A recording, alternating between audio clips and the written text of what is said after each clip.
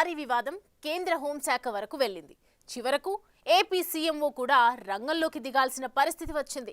మరోవైపు ఇద్దరు పోలీసు అధికారులు భవితవ్యానికి నీలినీడగా మారింది.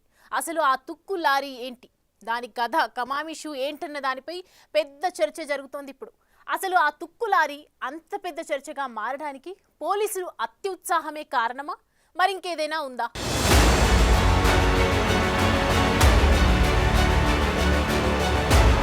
తిరుపతి జిల్లాలోని ఓ ఎమ్మెల్యే స్క్రాప్ లారీల నుంచి లంచాలు డిమాండ్ చేశారంటూ ఆరోపణలు రావటం ఇప్పుడు చర్చనీయాంశంగా మారింది. సదరు ఎమ్మెల్యే అనుచరులు లంచం ఇవ్వలేదని రేణిగుంటలోని ఓ ఇండస్ట్రీ నుంచి వెళుతున్న ఓ స్క్రాప్ లారీకి అడ్డుపడ్డారట. స్థానిక ప్రజా ప్రతినిధికి డబ్బులిచ్చి లైన్ క్లియర్ చేసుకోవాలంటూ లారీ డ్రైవర్ను ఎస్ఐ, సిఐ బెదిరించారని కథనాలు గుప్పుమన్నాయి. దాంతో ఆ విషయంపై కేంద్ర హోంశాఖ నుంచి సీఎంఓ వరకు ఫోకస్ చేయాల్సి వచ్చిందట.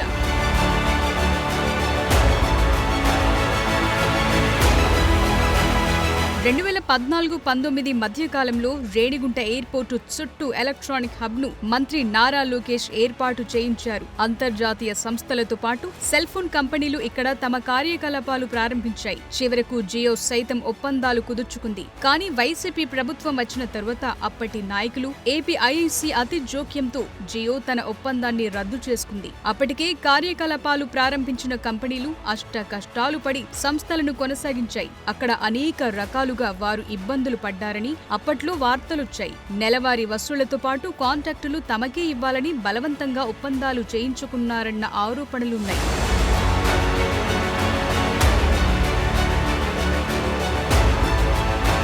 మళ్లీ కూటమి ప్రభుత్వం ఏర్పడింది. పారిశ్రామిక రంగాన్ని ప్రోత్సహించే కూటమి ప్రభుత్వంలో స్వేచ్ఛగా ఉంటామని భావించిన వారికి నిరాశే మిగిలిందనే ప్రచారం జోరుగా సాగుతోంది. గతంలో పారిశ్రామిక వేస్టేజ్ ను తరలించేవారు అప్పటి ప్రజా ప్రతినిధికి నెలవారీ మామూళ్లు సమర్పించేవారట. అయితే ఇప్పుడు కూడా ఆ ప్రక్రియ కొనసాగించాలని స్థానిక ప్రజా ప్రతినిధి ఒత్తిడి తెస్తున్నారట.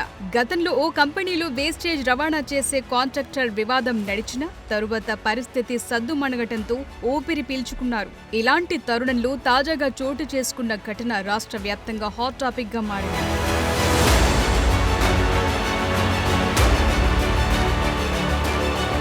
అధికార పార్టీకి చెందిన ఓ చోటా నాయకుడు రేణిగుంట సర్కిల్లో తుక్కుతో వెళుతోన్న లారీని ఆపి స్థానిక పోలీసులకు అప్పచెప్పటమే కాకుండా తమ నాయకుడు చెప్పిన తరువాతే విడుదల చేయాలని ఆదేశాలిచ్చారట.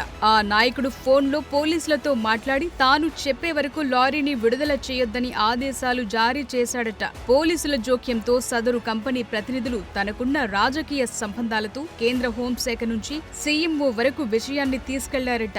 దీంతో లారీని ఆపిన ఎస్ఐ, సిఐలను అనంతపురం డీఐజీ విచారించేదాకా ఇష్యూ వచ్చిందట.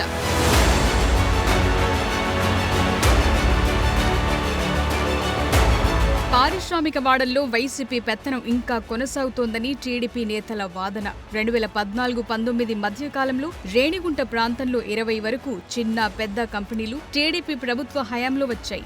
వాటిలో దాదాపు 15,000 మంది పనిచేస్తున్నారు. వారిలో 7,000 మందికి సంబంధించిన మ్యాన్ పవర్ ఏజెన్సీలు వైసీపీకి సంబంధించిన నేతలకు చెందినవట. వాటిని మార్చాలని డిమాండ్ చేస్తున్నారట టీడీపీ నేతలు. దానిపై అంతర్గతంగా పెద్ద గొడవే నడుస్తోందట. నెలకు 1.5 కోటి పైగా మ్యాన్ పవర్ ఏజెన్సీల ద్వారా వైసీపీ నేతలు లబ్ధి పొందుతున్నారనేది స్థానికంగా టాక్. ఇదే విధంగా గతంలో తుక్కు కాంట్రాక్టర్ ఏకంగా 4 కోట్ల రూపాయలు మాజీ ప్రజా ప్రతినిధికి ఇచ్చారన్న ప్రచారముంది. వారికి 4 కోట్లిచ్చిన వ్యక్తి తమ వరకొచ్చేసరికి రూల్స్, రెగ్యులేషన్స్ అంటున్నారని టీడీపీ నేతలు వాదిస్తుండటం గమనార్హం. మరి అక్కడ పెట్టుబడులు పెట్టిన పారిశ్రామికవేత్తలపై నేతల పెత్తనం ఎప్పుడు పోతుందో చూడాలి.